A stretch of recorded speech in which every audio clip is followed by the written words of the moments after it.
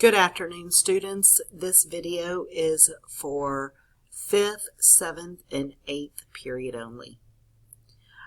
Today we're going to begin talking about our newest writing assessment for quarter 2.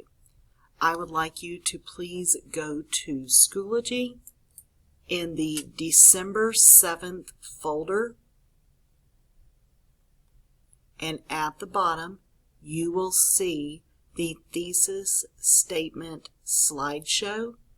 It is going to ask you to make your own copy. And when you open it up, you will see a very plain white slideshow. The first thing I'd like you to do is to erase the name here and add your own.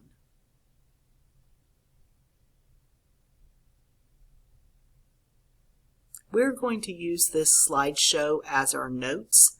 I'm already providing you with accurate information, and you're going to kind of make it your own. There are just a few slides that I want to talk to you about. On slide 2, we have an introduction to the thesis statement. I know that you were introduced to the thesis statement in your 6th grade teacher ELA class, but we're going to review it for a couple of days so that we can use it as part of our writing for our QSE2 assessment. So I've created a little vertical acronym to help you remember what is the job of a thesis statement. Its job is to help everyone see your ideas and standpoint.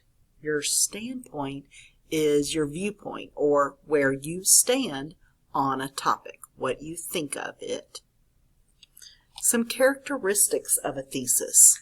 A thesis is a statement. That's another word for a sentence, but to call it a statement means that you believe what you are saying. It is one sentence. It includes the topic of your paper, and it states your opinion on the topic.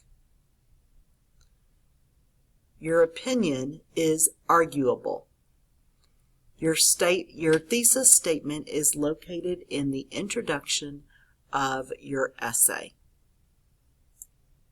On slide 3, things that a thesis statement does not include.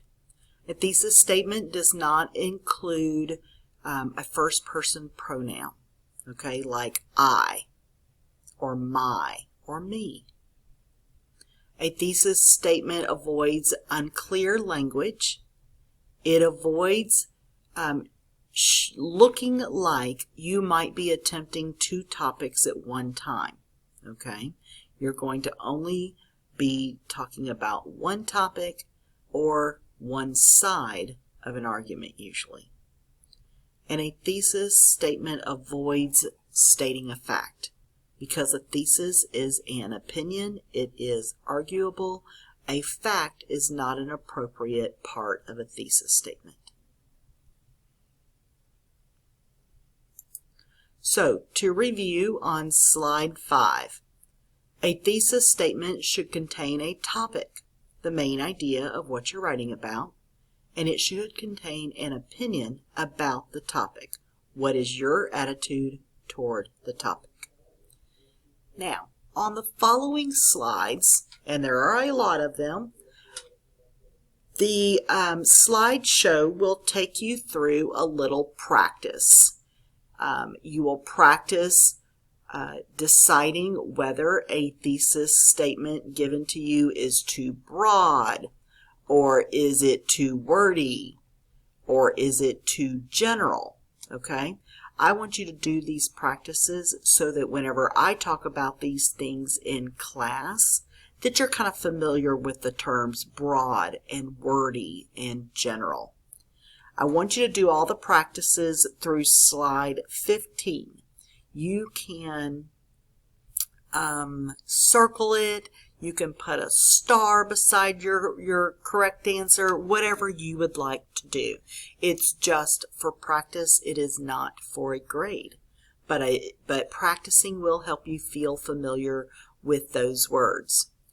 Your other job is to make your slideshow there about thesis statements attractive so that you are ready to spend some time learning from it tomorrow in class. So right here at number 3 on our daily slides, okay, you can see your directions. I want you to decorate your slideshow while reading it. Your brain loves color and contrast. And while you are working your way through the slides, I'd like you to answer the questions about thesis statements. When you are done decorating all of the slides and answering the questions through slide 15, you're going to turn in your slideshow to the Dropbox at the bottom of the folder for December 7th. Okay? Dropbox for thesis statements slideshow. And that will be it. This should be a very easy daily grade. We will be spending more time analyzing thesis statements and practicing writing thesis statements tomorrow. So I'd like your thesis slideshow to be finished today and dropped in for an easy peasy, awesome daily grade. Promise. All right? Talk to you tomorrow. Have a great afternoon.